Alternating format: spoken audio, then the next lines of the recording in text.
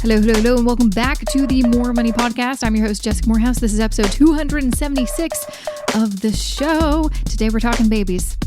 I'm just going to put that out there. We're talking babies because a lot of people are having babies, okay? A ton. I don't know about you, but I feel like everyone I know is having a baby, starting a family, probably because I'm in my mid-30s now, and that is what I was told was going to happen, and it's happening. And it's happening. And also, I know lots of listeners want to know the financial side of starting a family, having kids, having more kids. I mean, I actually know people who are having their second and third kids. Oh gosh, it just makes me feel old and makes me feel like I want to have a panic attack, but I'm not going to. Everything's just fine because I have Vivian Leung on the show. So she is a senior principal of taxation at CPA Canada and co-wrote a book that I feel like any expectant parent should pick up. It is called Babies, How to Afford Your Bundle of Joy. And I tell you, like, I really, really liked it. Not only is it another short and sweet read, just gets to the darn point to show you how expensive is it to actually have a family? And what are some numbers we can actually wrap our heads around? How do we budget? How do we kind of estimate, diapers and daycare and all the other costs that are involved? Because I feel like sometimes it's a bit of a mystery and can be very confusing and stress-inducing. So much great stuff in the book, and we talk about in this episode. So you're going to learn a lot from this episode, and I know you're going to love it. Just a little bit about Vivian in case you want to know. So like I mentioned, she's a senior principal of taxation at CPA Canada, but prior she was the program director for tax education, where she was responsible for developing and implementing the strategic direction of CPA Canada income tax education, creating or redesigning tax courses and programs and overseeing their delivery. And of course, she's a mother. So she has some personal knowledge about, being a parent and raising kids. And that's why she was really excited to be part of this book and why she wanted to share some of her expertise with you on the show. So I can't wait to have Vivian here and share the interview with you. Before we get to that interview, here's just a few words I want to share about this podcast episode sponsor. This episode of the More Money Podcast is supported by Aviv. So I don't know about you, but I have definitely gained some pandemic pounds. Luckily, this is a podcast, so you can't tell, but I can. I honestly use the stressfulness of the past year as an excuse to work out less and indulge in my favorite, not so healthy foods. But it's a new year, and I am recommitting to a healthier lifestyle. And you and I both know the best way to lose weight and get fit is to eat better and move more. And one way to introduce more superfoods, plant-based proteins, and whole fruits and veggies into my diet that I'm trying out is Aviv's blender-free smoothies. First introduced to our TV screens on an episode of Dragon's Den in 2019, Aviv was founded in Sherbrooke, Quebec by Dominique Dubé and Claudia Poulet. As busy university students, they were looking for a way to eat better that wouldn't require time-consuming prep or cooking. So they crafted their first generation of Aviv smoothies in their parents' garage, and they clearly caught on because their smoothies can now be found online and in over 2,000 grocery stores across Canada and the US. To try it out for yourself and to get a bit of a discount, visit jessicamorehouse.com/Aviv. That's EVIVE. And use code JessicaMorehouse10 to get $10 off your first order. Once again, visit jessicamorehouse.com/Aviv and use code JessicaMorehouse10 to get $10 off your first order. Welcome to the More Money Podcast, Vivian. I'm so excited to have you on the show. Thank you, Jessica. It's nice to be here. Yeah, so glad this book exists because I've had so many conversations over the past few years, especially as I get older and everyone seems to be having babies. Yeah. A lot more conversations about babies and how to afford becoming a new parent or having that second child, third child down the road. And I don't, there's really not too many specific resources on that subject. I mean, there's lots of blogs, there's some spreadsheets. I got one from my sister who had her child a few years ago now. And it's really nice to have a go-to resource that's nice and short, but actually really kind of answers all the key questions that people have about, starting a family. So very excited that this book exists now. Right. But before we really dive in, because I think there's some really, really good stuff in here. Tell me a little bit about yourself, your role at CPA Canada, how, what do you do and how did you get involved in this book? Great. Yeah. So I'm currently at CPA Canada. I'm currently the senior principal of taxation, and a lot of what I do is kind of educating our members with respect to tax policy, tax legislation. That's a big part of what we do here at CPA Canada. We also do a lot of advocacy and acting in the public interest, making sure, if there are issues with tax administration or tax legislation that our members bring to our awareness, we work with the government to kind of raise those issues to them. So lots of education, lots of advocacy is kind of the key areas that we work in at CPA Canada. How I got involved in this book. So I am a CPA by background. And I also have kids. Mm-hmm. So when our financial literacy team kind of came up with this concept for a book on how much it costs to raise a child in Canada these days and what you need to do to prepare yourself, I was, then they kind of approached me with the idea. I thought that's perfect. I mean, I went through having kids a number of years ago. My oldest now is 15 years.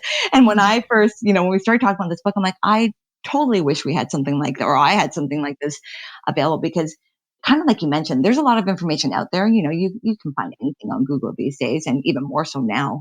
Back then, information wasn't quite as readily available. But having it all in one stop, I think there's a huge benefit to that, because it is overwhelming.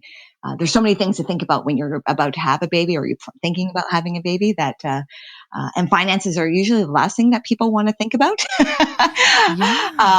Having it in one spot, I think, made a lot of sense. And I think it is a great resource. I think it's a great resource for parents to be. Definitely. Yeah. I think, I'm not a mom, so I don't know, but, having, a sister just a few years older than me, and her having her first child has definitely been a learning lesson for me. I've learned a lot through her experience. And, I think a lot of, new parents definitely focus more on, there's lots of books on how to parent, how to raise a child, or just pregnancy in general, but the financial aspect, which is such an important element, because I feel like when you don't have a plan in place, that's when the anxiety and the stress, because I think a lot of stress is surrounded by how are we going to afford this, especially if it's maybe an unplanned pregnancy and you're like, okay, we need to change our lives. How are we going to do this? It's so important to have, a place that, or a book that really kind of goes through that. And I actually really appreciated that there's a lot of things that I remember talking to my sister about when she was kind of making her own, kind of pregnancy budget. And then, after she had her baby kind of budget and on all these things. And there's some great specifics in here, like questions that I get asked all the time. Like, I don't know, like how much does this cost? Because I think it's really difficult, especially depending on where you live in Canada, or just, a lot of the information we get is maybe from the US. And so it doesn't really relate to us in Canada because we have different pricings for things. How much do things cost? And, and also specifically too, like when you think about in general, if I have one child, how much will it cost me in like a lifetime? If I have two, how much will it cost me in a lifetime? Some of the numbers that are in the book were kind of scary.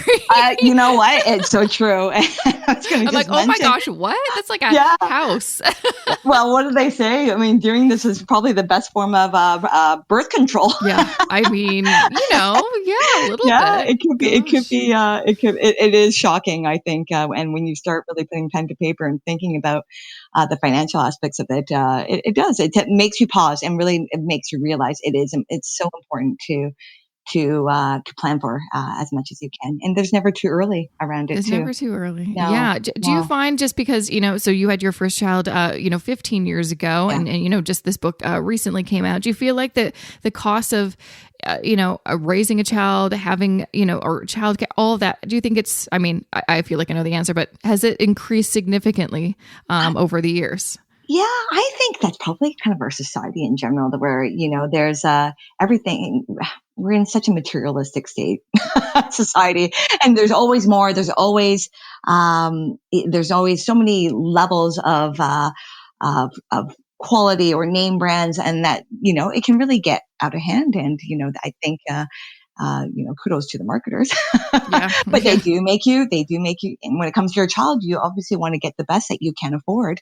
And they make you, there is this whole kind of, the more you spend, the better it might be. So there's a lot of that. So I do think, as the years go by, it does seem like it's even greater than when I was going through it. And certainly it was pretty bad at that point too. Yeah, it just seems like, especially in the early stages, having a newborn, the amount of stuff you need is kind of it's kind of crazy. Like, I'm like, I feel like my mom didn't have all this stuff when she, when we had my younger sister, and so I'm 6 years older than her, so I remember her, raising my younger sister, and then seeing my older sister with all this stuff, but it seems all necessary. She was very, careful in how she spent her money, and she had like a baby budget and all this stuff. But it seems like there's so much stuff. And like you said, you want to do the best you can, especially as a new parent. You're really going into this blind. You were like, I need all this stuff because I want to make sure I'm a good parent. But I guess also kind of the messaging of the book is you don't necessarily need everything, or you don't need to buy everything new. There's lots of ways. And that's definitely something I've been having conversations with people who've, maybe had kids for a while. It's like, you actually don't need to buy everything yourself. Yes. You take advantage of people wanting to give you stuff, right? Yeah, exactly. And, it's funny. I remember when, I was expecting my mom said, she would come with me to pick out the things for my registry. It's like, really, honestly, when you first have the baby, you just need a crib. And diapers. And there's so much. And of course, as a expecting parent first time around, you're like, no. Well, things have changed, Mom, since then. We need this and that. But after you have that first child, then, it's much, your perspective changes after that. And when you have your second and you have more than that, you realize, you really don't need much. And, reusing things, going secondhand makes a whole lot of sense. A lot of these things have very limited lives because babies grow quickly into toddlers who grow quickly into so yeah, they grow really quick. Well, just my niece, it's just crazy just because, the last time I was able to go to Vancouver where they live was a year ago now because of, COVID. Right. And so, what's great is, with, the internet and everything, I can, FaceTime, get pictures all the time. So I feel like I've been able to kind of see her grow, but it's absolutely crazy that I'm like, she's a toddler now. She speaks, she walks, and I'm like, what? She was a baby. And it's funny because I remember thinking like, oh, I can't wait to buy her all these cute onesies. So she would have grown out of them within months. So it's one of those things you don't realize how quickly they grow up. Yeah, exactly. But I want to kind of dive into the topic of creating a baby budget. I think the idea may sound very intimidating. Again, there's lots of things on your mind when you're, preparing for baby, but what are the first kind of steps? What are some things, or where to start when you're creating your like specific budget for having a newborn and all that? Where do you start? I mean, you got some great stuff in here that says expenses that you may encounter, which I think is so important. And also not only that, which I really appreciate, actual like potential price points. I think that's another thing people struggle with. It's like, how much? Like $60, $100. Like, it makes a big difference what potential, prices that we're looking at. So kind of walk me through when you're gearing up to make this baby budget, where should you start? Yeah, I think it's really kind of starting off by itemizing everything that you think that you'll need when the baby arrives. And as you mentioned in our book, we do have kind of a starter list. It's probably beyond our list. I'd probably list every kind of possible thing that you may need when the baby arrives. I think the challenge is, kind of I mentioned before, outside of the crib and diapers in the beginning, and depending on how you might want to, whether you're nursing or you're going to use baby formula, those are probably the necessities. Outside of that, it's quite discretionary. So I think it's going through kind of a list of, here's everything. Talk to your friends who've already had kids or your family members. Get a sense of what you think you really need when the baby comes. And then start doing some research. I think, we are in the age where information is out there. You can price shop quite easily online. That I think it has a huge advantage, because then you can get realistic sense of how much some of these items will really cost. I think after you lay out that, initial budget, then you kind of challenge it and like, okay, some of these things, a stroller, do I really need a brand new one? Is there a difference between this one that costs $2,000 versus this one that's $500? Really trying to understand what where that money might be going, I think is really important, because I think that you'll see quickly the numbers add up very fast. And then I think it's stepping back and maybe not getting caught up into, I need brand new, name brand of every single item. It's really kind of challenging. What is a true necessity? Where is where is there a true value in spending that money, and where, there could be some give.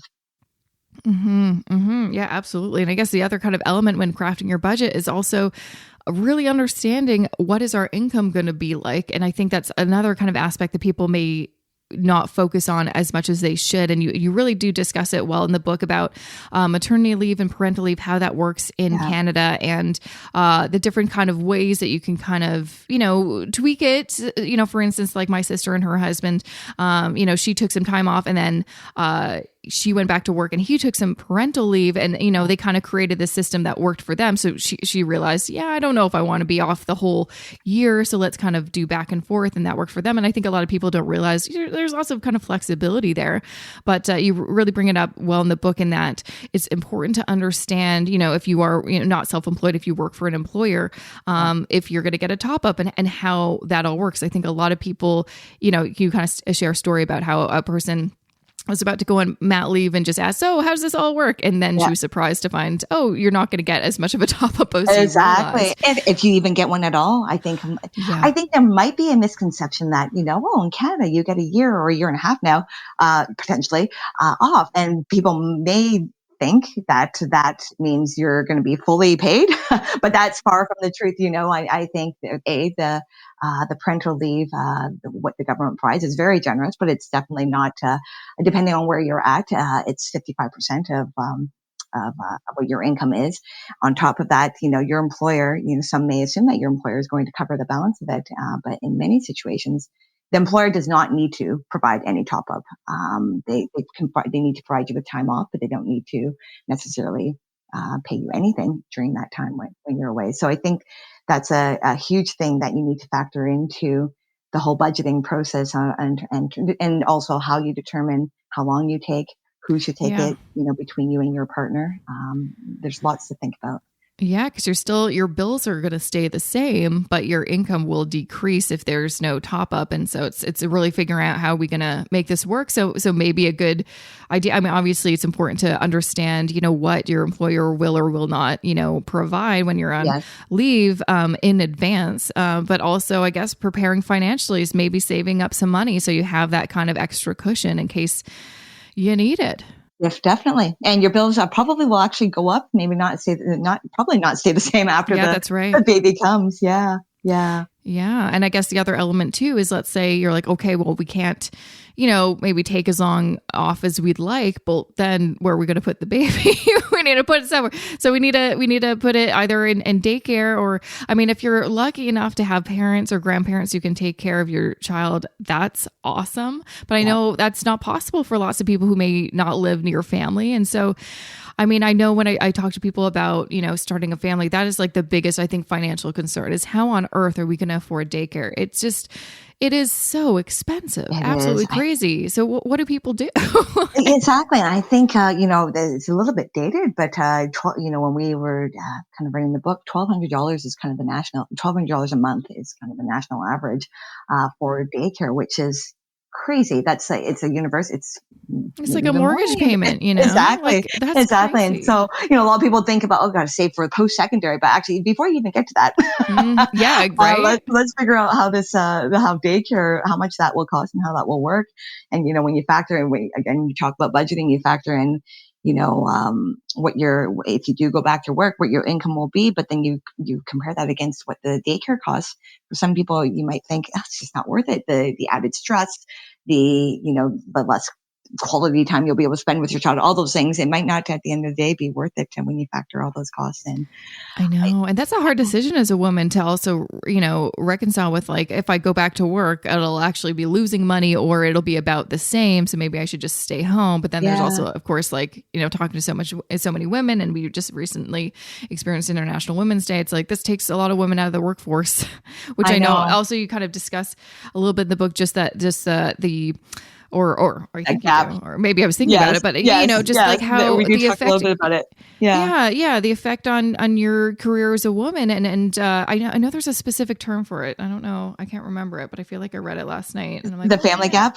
That's it. The family Yes, gap. I've never yes. heard that before, but that makes so much sense. Do you want to kind of explain what that is? Yeah, well, basically, I think there are just some studies basically that showed that women who end up taking some time off to care for their, after having their baby and caring for their child for the year, there was a gap. There was, I'm trying to remember the stat now too, but it was, I think it was about a 40% difference in terms of the salary gap when a woman takes time off. And I think the study found that it took 7 years for that woman who took time off compared to the woman who didn't take time off to catch up.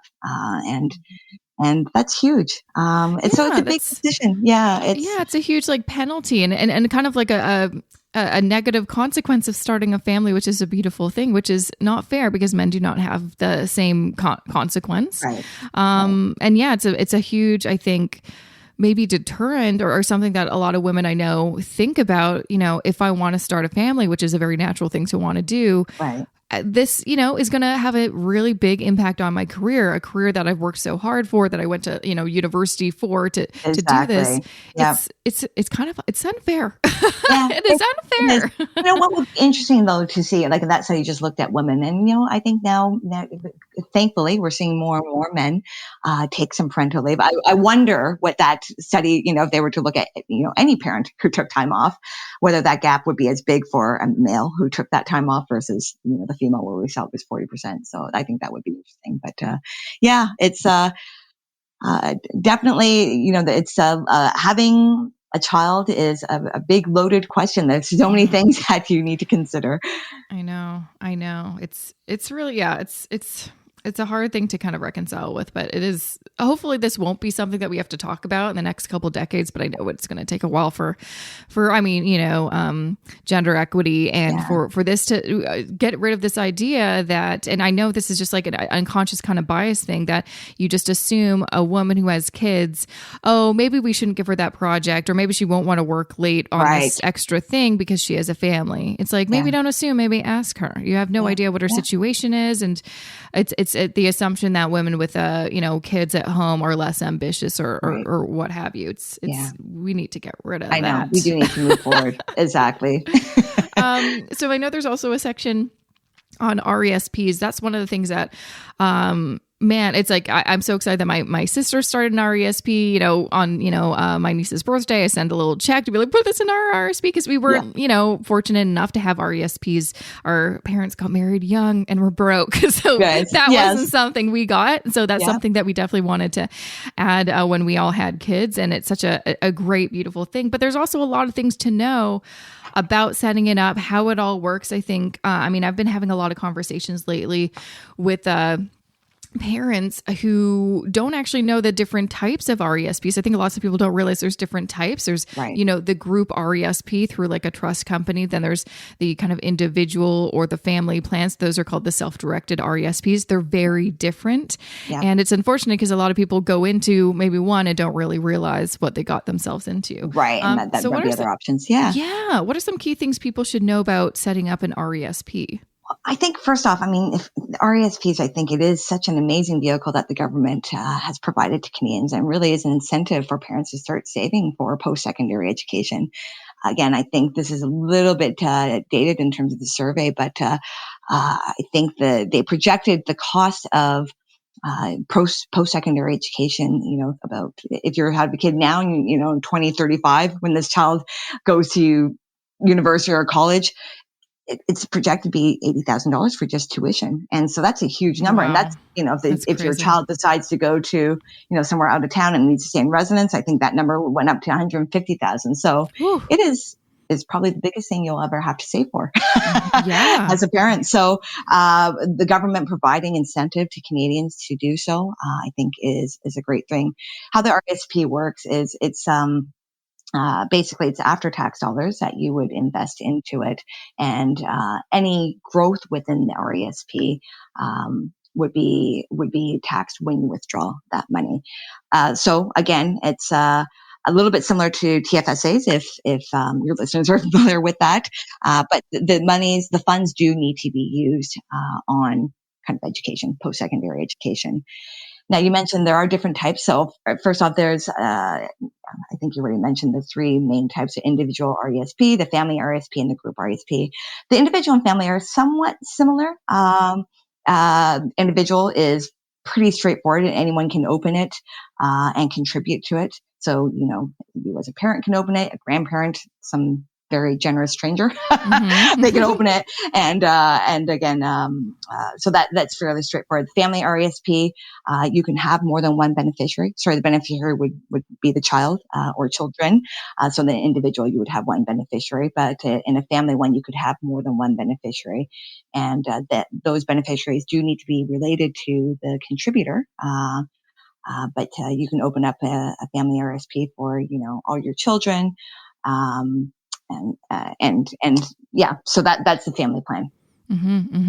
And yeah, the group RESP is different because I think a lot of people don't realize. So if you were to do the self-directed option, individual or family, you can go to the bank and open it up. You can open up a self-directed brokerage. You can use a robo-advisor. There's lots of different things that you can do, self-directed. So there's lots of options. The group RESP is set up very differently.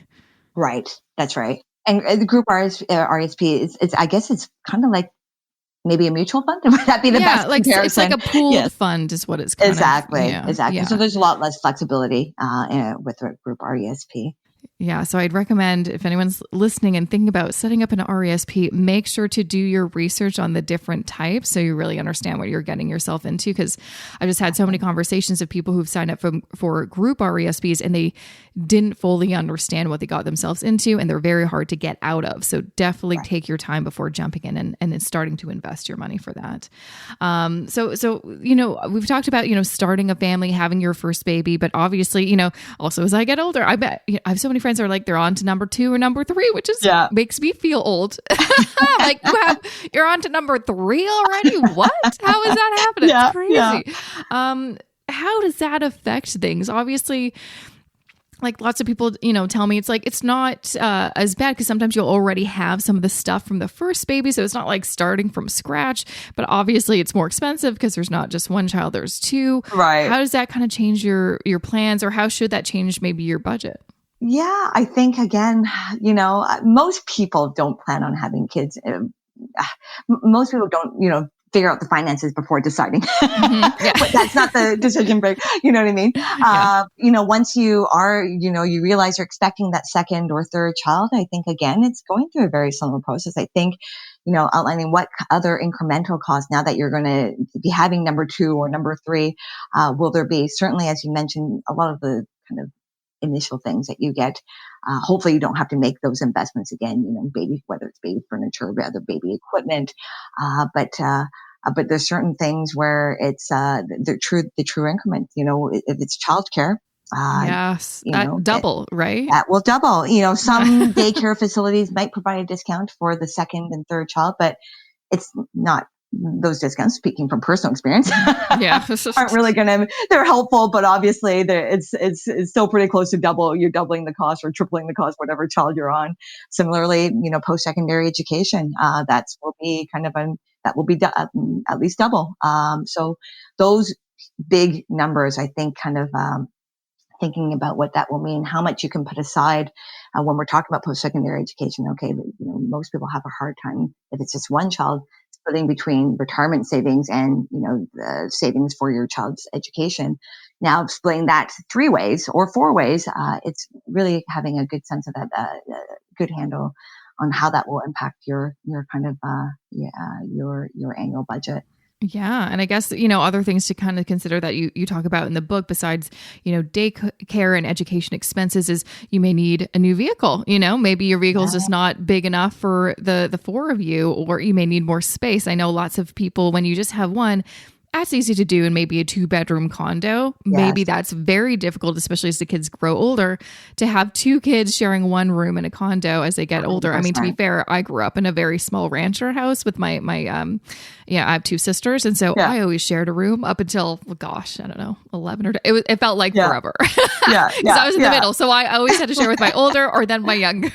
So it's possible. We had, a 3-bedroom little house, but it is those things to consider. Like, okay, we've outgrown this space, so we need to move. And that's, depending on where you live, I live in Toronto. It's like, that could be an expensive thing to think about. 100%. It's so true. Yeah. Or that's when you make the decision, okay, we need to leave the city. Finally, we've been priced out of the city. Right. That's a big decision too. Yeah. Yeah.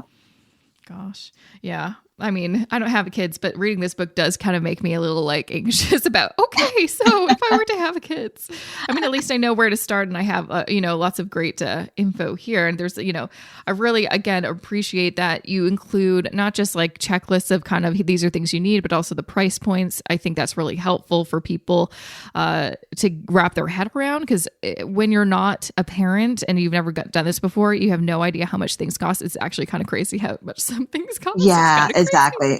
And I think what we try to do is kind of like almost a roadmap in the different phases of, from planning to have a baby to being pregnant to what happens when or if you go back to work, and how you should start, saving for their potential post-secondary education. So we did try and lay out in those kind of stages. And I agree. I think there's a lot of sticker shock with it all for a lot of people. Well, even just like, around Christmas time, I was looking for, some things to get my niece, and I'm just like, I'm just going to get her a few things. I want to spoil, she's a baby. She didn't care. She's like 1. She didn't know. Yeah. But, just like even looking for like, clothes and like little shoes. I'm like, there's some like cute little sneakers. And I'm like, those are like $60. Like, what? What is going on? So it can add up fast, but you can definitely get into the whole, but she's so cute. Yeah. And, fast forward when your niece is, maybe closer to my kids' age, like kind of the pre-teen, teen, and, when they are just kind of bombarded on social media with all the things they can get. Yeah. And, I joked with another friend of mine who's kids similar age, you look at their wish list, kids' wish list, back in the day, it was like, I'd like a Barbie or a Transformer. Now it's on all kids' lists, it starts at a very young age, top of the list. I'd like an iPad. And then an iPhone is number 2. And then there's nothing under, I'm like, no, you're not getting an iPad. You're 6 years old. Right? You're like, goodness, I don't even have an iPad. Exactly. So I think, along with all that, we don't get too much into this in the book, but the one thing I found as a parent now with kids in this cashless society is really teaching them the importance of money and the value of money. And, there's lots of, I find it a little more challenging to teach them because they don't see cash. When I grew up, cash was king. My parents were very much, if you don't have the cash, you don't buy it. You don't buy it. Whereas now they just see packages, especially during COVID, magically appearing on our doorstep. And, it's ensuring that they kind of understand what budgeting means and what, income earned versus expenses. Yeah.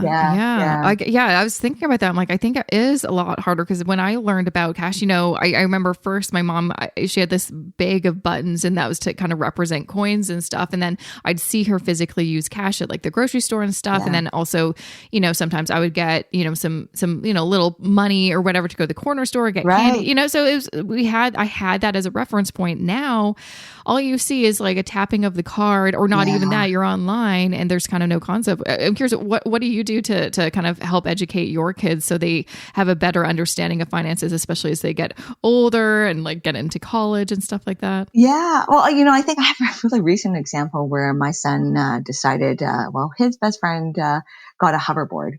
So of course he wanted one as well. I'm like, okay, and he said to me, well, Mom, I know, between some of the birthday money and Christmas money that I've saved up in the bank, I think I have enough. And, I didn't want to, so I kind of took that as a bit of well, Brandon, you might have enough. That's fine.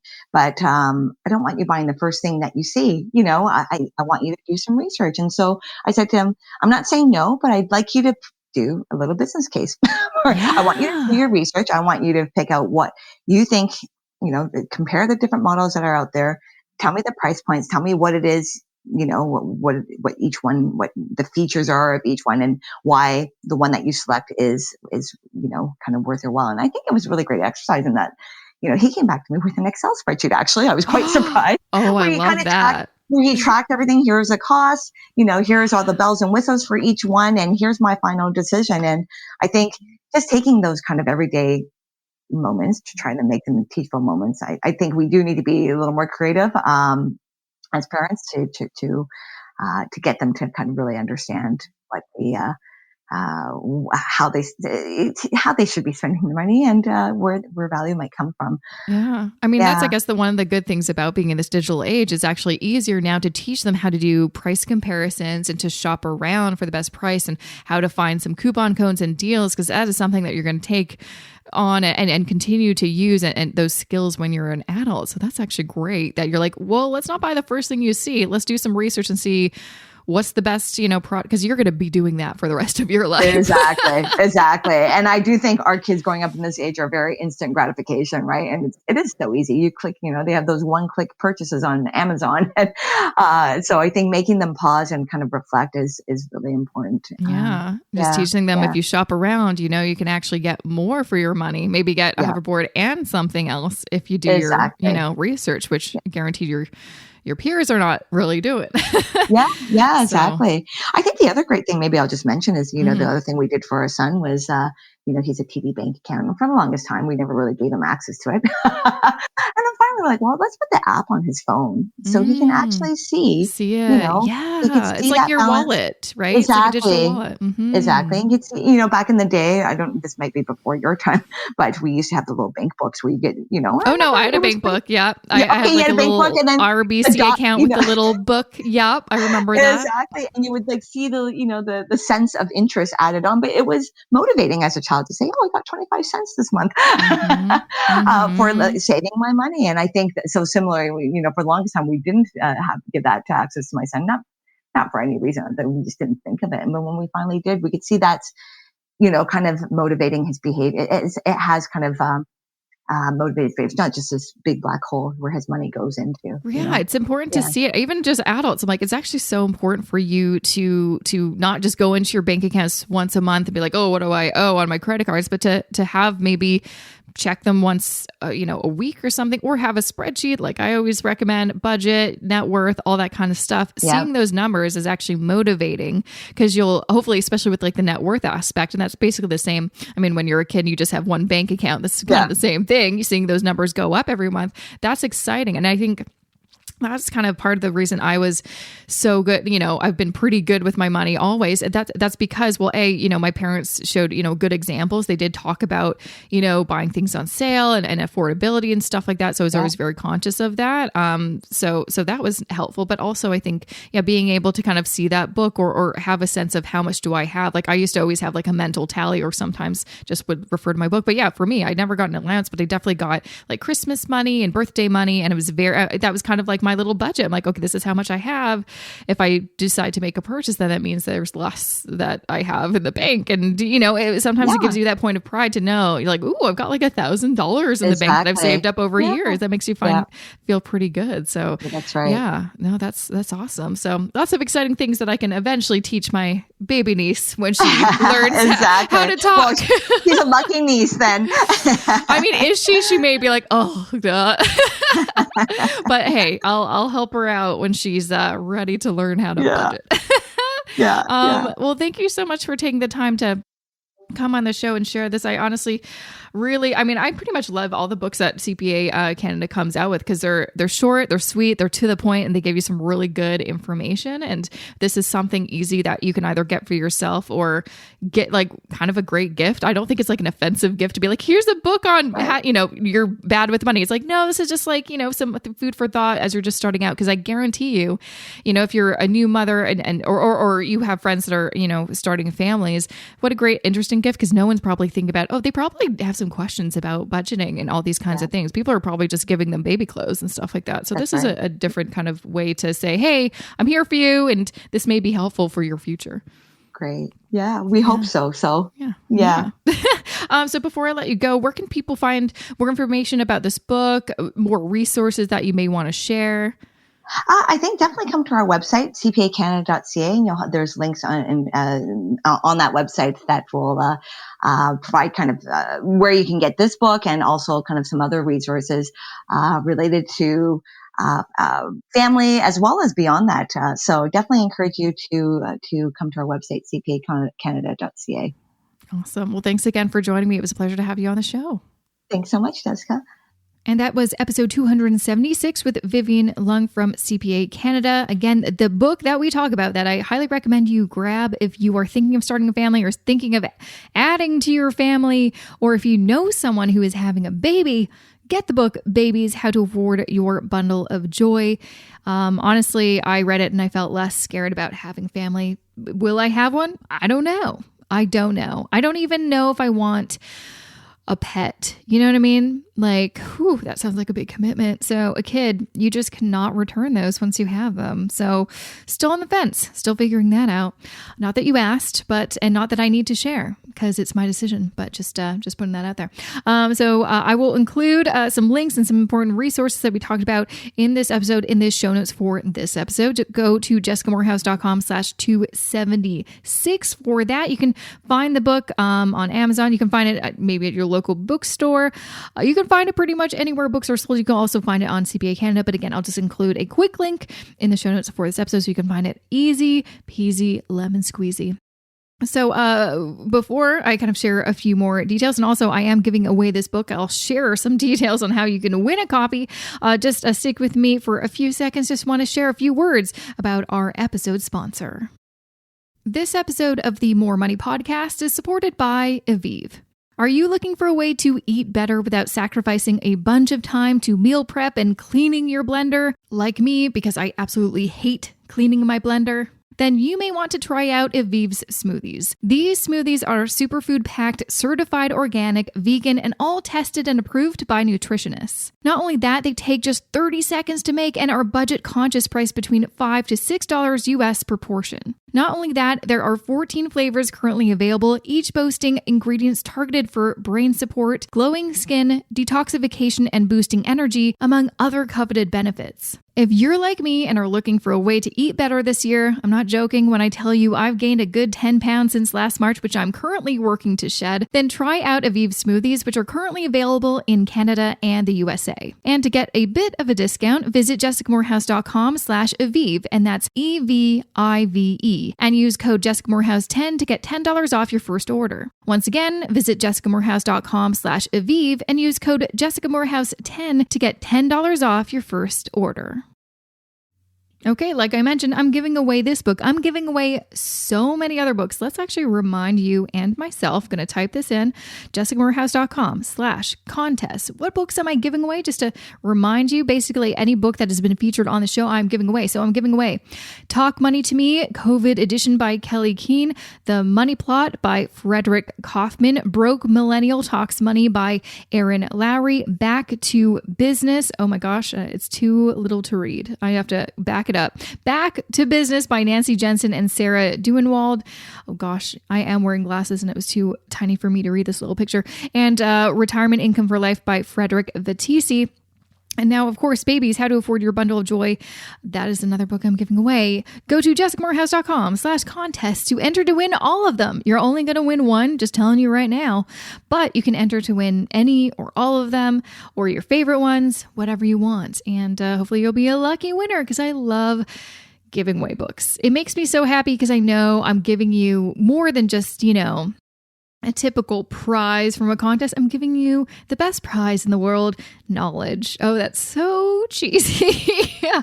But hey, that's me. I'm super cheeseball. Okay, other things to let you know about. Gosh, what else is going on? I'm sure some things are going on. I just can't think of them right now. So yeah, I'll just kind of remind you of a few important details. So in case you don't know, I have a bunch of freebies that you can download for free, hence the word freebie. If you go to jessicamorehouse.com/resources, you can check them out. Just go to jessicamorehouse.com, go to my website, check out all the stuff I've got on there, including my free resource library where I've got budget spreadsheets, I've got printables, I've got so many great things right there. And I'm working on a few extra secret things, and we'll see how they go. I also, of course, have my investing course, Wealth Building Blueprint for Canadians. If you want to learn how to invest in a passive way and you're Canadian and you want to understand what the hell an ETF is, or what the difference between an actively managed and an index mutual fund is, because yes, there's two different types of mutual funds, even though everyone just calls them mutual funds, it's very frustrating. If you want to understand what the hell Norbert's Gambit is and see a video tutorial showing you how to do it, if you want to see me actually show you how to build your own ETF portfolio using a discount brokerage, how to rebalance it yourself using my spreadsheet, how to get started building your wealth. I've got a course for you. Go to jessicamorehouse.com/shop. You can find more information about the course there and apply. Because yes, not everyone gets in. You have to apply. You have to go through me to make sure it's a good fit for you. And this is something that you actually want to dedicate some time to and get to it. Because the whole point of the course is to get you started investing, or if you're currently investing, show you a specific way of doing it, which is passive investing, and getting you going and started so you can build your wealth for the long term. Anyways, I'm in love with this course, obviously, because it's so exciting seeing the transformations of all my students. And it's only been open for a few weeks, maybe 2 months now. Gosh, time actually flies by, doesn't it? So check that out, jessicamorehouse.com/shop. If you have any questions, feel free to email me at how do you do an email? Jessica@jessicamorehouse.com. Hello. But I guess since I mentioned the @ I was thinking about my social handles. If you're not already, follow me on the gram, at Jessica I. Morehouse. I'm also on Twitter, it's at JESSI_Morehouse. And of course, you can follow the podcast specifically at More Money Pod on Twitter and at More Money Podcast on Instagram. And of course, I am on YouTube and LinkedIn and everywhere. You know what? Don't add me on LinkedIn. Honestly, I have like hundreds of people that want to connect with me. And I'm like, I don't know you. And also just follow me on Facebook if you want to see what I'm kind of sharing on my LinkedIn. You know what I mean? Follow me on Instagram. It's way more interesting, I would have to say, or Twitter. Anyways, that's all I've got to say for the time being. So thanks for listening. Next week, I'm going to reveal whether I passed that Financial Planning 1 exam or not. So hopefully I did. Me, present Jessica is hoping that future Jessica does pass this exam. So yeah, that's it for me. Thanks so much for listening. I'll be back here next Wednesday with a fresh new episode. As always, have a good rest of your week.